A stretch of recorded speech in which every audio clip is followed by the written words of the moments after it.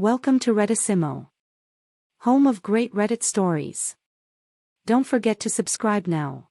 Am I the jerk for telling my dad he hasn't really served our country any more than I have?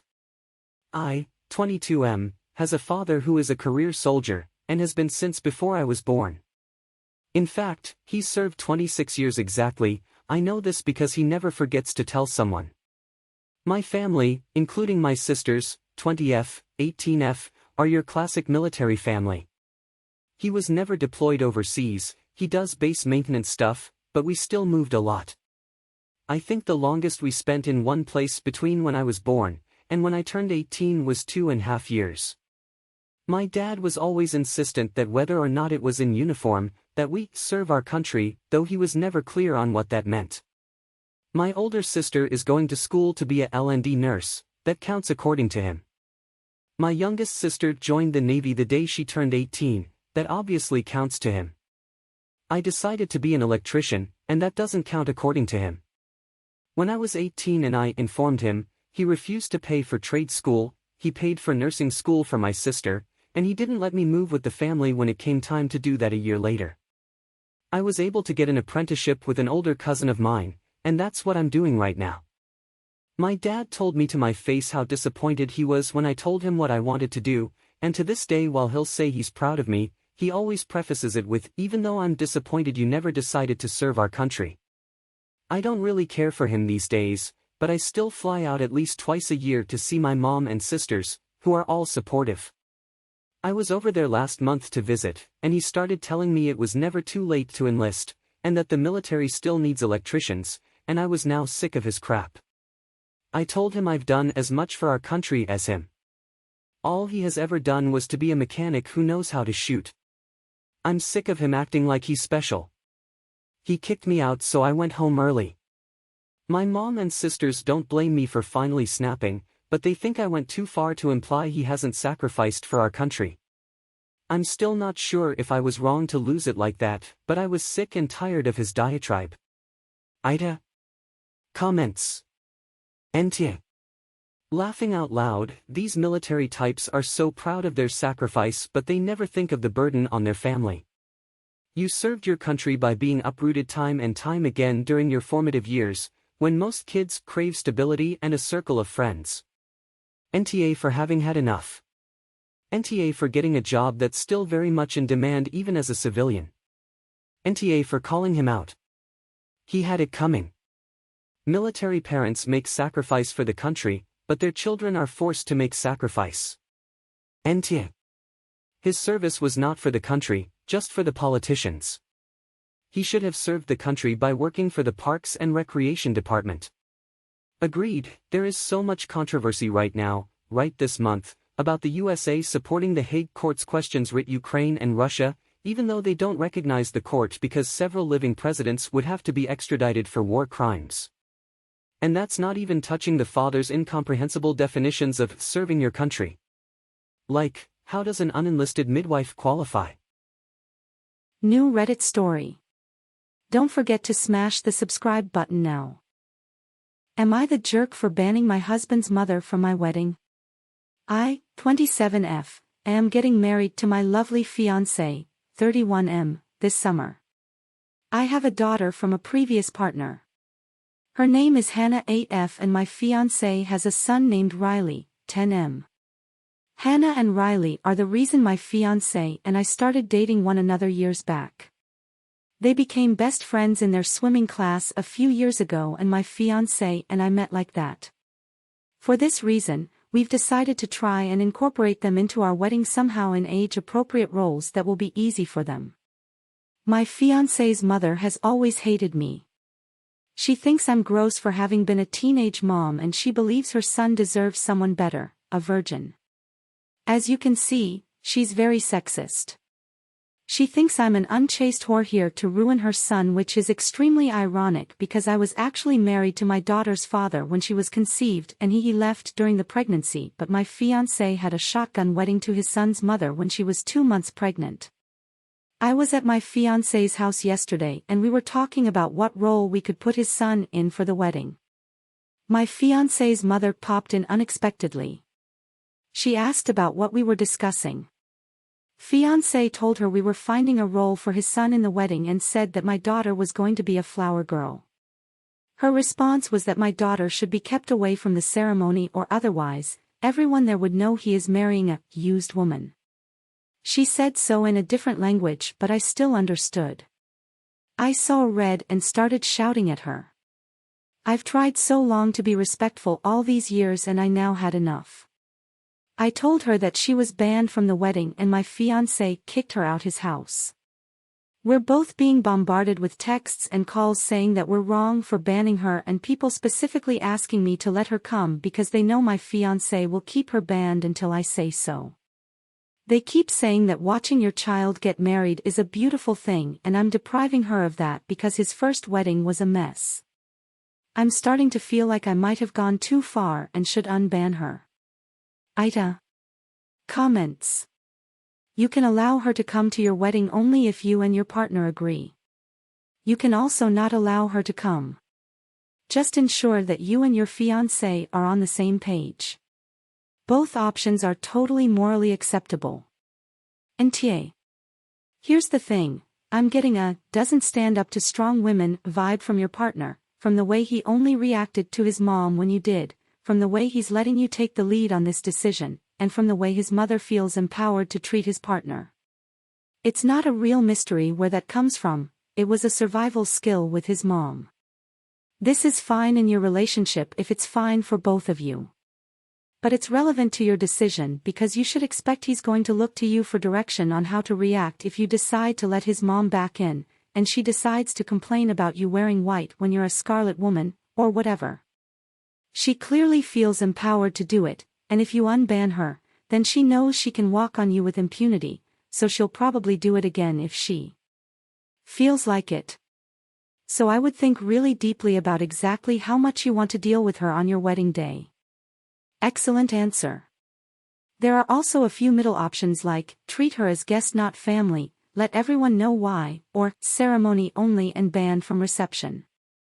Whatever is chosen, do so jointly with your husband. I personally think picking a middle option actually increases the chance that mom will do the things OP is worried about.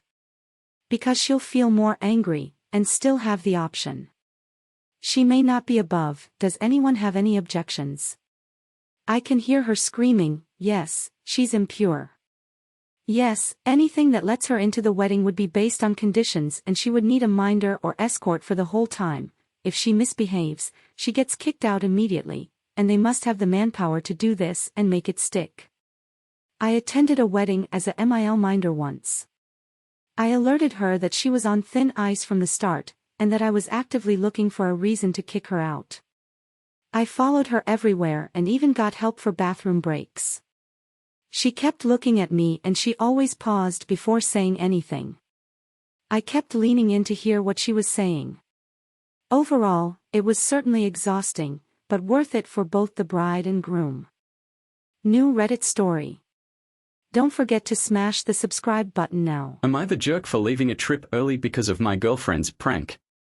I, 20M, had a girlfriend, 20F, of 8 months who recently went on what was supposed to be a week-long beach trip in Queensland with her friends and family. She had been planning this trip for long and I was looking forward to go, especially since I'd get to meet her family. On the third day, we planned to go river floating. Upon getting there, I checked my bag for my trunk so I changed but could not find it and instead found a new navy blue pair. When I told my girlfriend about it, she said, "Oh yeah, that's the extra one I packed in case you lost yours." I found this thoughtful, I changed into them and we all headed down towards the river. We all got into our tubes and we started to float off. About 3 minutes in, I feel my suit getting baggier and I even noticed a piece of it falling off. I was disappointed that it was a cheap pair but I kept going. Once we hit the rapids, it got real though. I felt a sudden rush of cold water and I noticed my trunks have been torn clear off by the water. I stood up covering myself with just the last piece. Everyone else, about 15 of her friends and family, start laughing.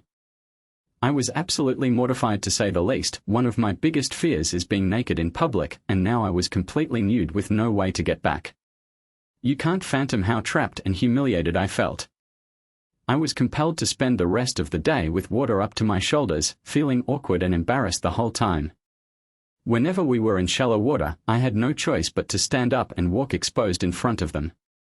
They weren't prudish either. Her friends and parents made jokes and comments on my body as time went. Her young cousins made sure to comment on the shape and size of my organ when I wasn't covered. When we got back to the beach, I made a dash for my towel to cover myself. My day was completely ruined. I felt humiliated and angry. When we got back to our room, I was back into clothes trying to forget the day when my girlfriend comes in giggling to herself. She asked me what I thought of the new swim trunks, and when I asked what she meant, she replied that she had ordered a prank dissolving pair in the lounge and replaced my other one with it. I was absolutely furious. She had purposefully exposed and violated me because she thought it'd be a good laugh. She had even gone the extra lengths not to pack another pair of trunks or a towel. I started screaming and she told me to calm down. That was the fuss about, that it was only a joke. I left that night and I didn't call her the next day. She called yelling at me, acting as though she was the victim, reasoning that she had worked hard for this trip and that I was being immature. But I didn't want to be around someone who would humiliate me, especially considering that her own family and friends would be present. I can understand that I ruined the trip for her, but it feels like her own fault. AITA. Comments. NTA. I really hate this trend of humiliating people you're supposed to care for. And the family joined in on making fun of Op. NTA. But time to go, you deserve so much better. He did say, I had a girlfriend in his first sentence. OP, please tell us this means you broke up with her. NTA. Agreed. OP, this was not a light-hearted joke. No one who truly loves you would ever take joy in your suffering. This woman exposed you, traumatized you, and did nothing to try to stop the hours of torment and embarrassment she put in motion. To the contrary, she and her family delighted in your pain. Leave. Leave now. Don't look back. Look forward and find someone who cares about you and seeks to protect you, not harm you. She may not have placed her hands on you, but make no mistake, this woman abused you. Know your value. Know your worth. You are deserving of so much more than what this woman is interested in or capable of giving you. NTA, my love. She essentially stripped him against his will. That was most definitely sexual abuse. In the Alps place, I wouldn't have stayed all day at the beach. I'd have left immediately. NTA. New Reddit story. Don't forget to smash the subscribe button now. Am I the jerk for buying a PS5 for my daughter when my ex asked me not to? My ex and I have a 14-year-old daughter together. She also has 2 more kids who are 16M and 11F. We have 50-50 custody. Here is the problem. My daughter loves gaming. She has been begging her mom and I to buy her a PS5 for ages. I bought one for her a few weeks ago, but I didn't give it to her right away. I decided to wait until after an important and difficult exam that she had and give it to her as a prize for getting an A+ in that exam, which I knew she would. A few days ago, my ex called me and asked me not to buy a PS5 for my daughter as apparently she has been gloating to her siblings and making them jealous because their parents are struggling financially and they can't have as many privileges as my daughter. My ex gave me a long lecture about how she doesn't deserve another privilege because of her behavior. I told her I would consider it but didn't promise her anything. Well, she got her exam results a couple of days ago and not only she got an A+, she was the only A+ in her grade. I was extremely proud and decided that she deserves getting her new PS5 and gave it to her. Yesterday, I took her to her mom's home and a few minutes after I left, my ex called screaming at me asking me why I did it when she specifically asked me not to. She thinks I'm a huge jerk for doing this, but I think as her dad, I should be able to decide what my daughter does, or does not deserve, and my ex doesn't have the right to tell me what to do. AITA. Comments. I probably would not allow it to go to the mom's house. You don't know how the other kids may retaliate or treat the console. You really shouldn't move them around too often. It's set easy to damage electronics around children. Agreed. Kids don't know that they have to do seemingly little things in order to keep electronics working. Biggest example is probably kids moving electronics without unplugging cords and absolutely mangling ports. I know it's probably not the biggest pain to replace an HDMI port on a PS5, but I also know that it's not something anyone wants to have to do. Is she actually bullying the siblings and harassing them for being poor and unable to get a PS5 from their parents? Or was she simply sharing her excitement, and your ex blew it out of proportion? Probably her half or step-siblings got super jealous and give their parents lots of trouble. But that's their problem to handle, not the father's or his daughter's. Yep. My middle son got a 32-inch smart TV with Christmas money one year and he was determined to bring it to his mom's every other weekend, and one day the TV had a line down the middle of the screen. New Reddit story. Don't forget to smash the subscribe button now. Am I the jerk for turning around and going home on my way to the airport for a girls' trip? I, 23F, was supposed to go on a girls' weekend trip to Spain with a longtime friend of almost 10 years, 24F, and her other female friend, 28F, who I was excited to meet. We all live in Germany, but her and her friend live about 3.5 hours away from me and I live closer to Frankfurt. They decided that they wanted to drive through the night, which is about 10 hours, and arrive in the morning, and said that if I could meet them in their town I could drive with them. I chose instead to just fly over and meet them there since I live so close to an airport. The day before the trip, she informed me of a link to book some tickets to a museum that her and her friend booked. She told me to book for 2 p.m., which is the same time they booked for. When I clicked the link, the only time slot available was 8:35 a.m. I pretty much was like, whatever, I will do something else while they are doing that. The night before the trip, I sent her a text asking how much I owed her for accommodations and whatever else that we are splitting.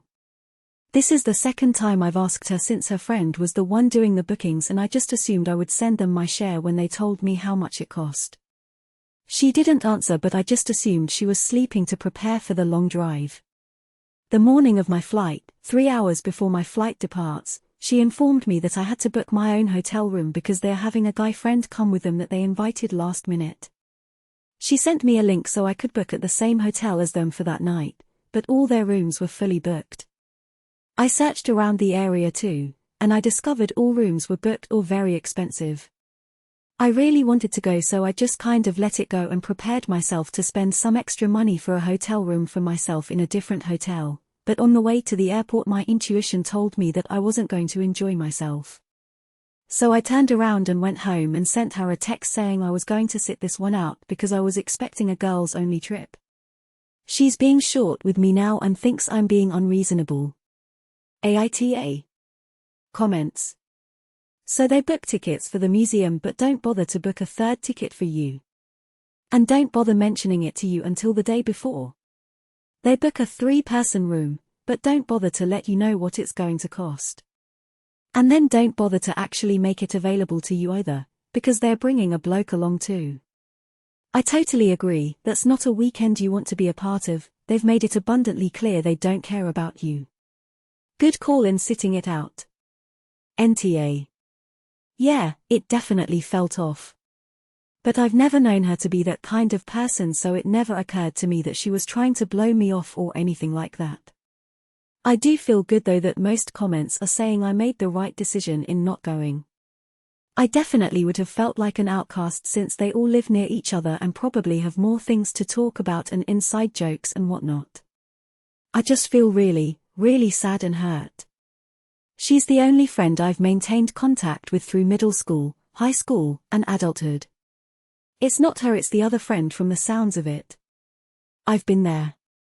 Unfortunately, she's closer to that person and they are planning the trip. It was really rude to invite a guy last minute and for him to take your place, and why did they only book 2 tickets?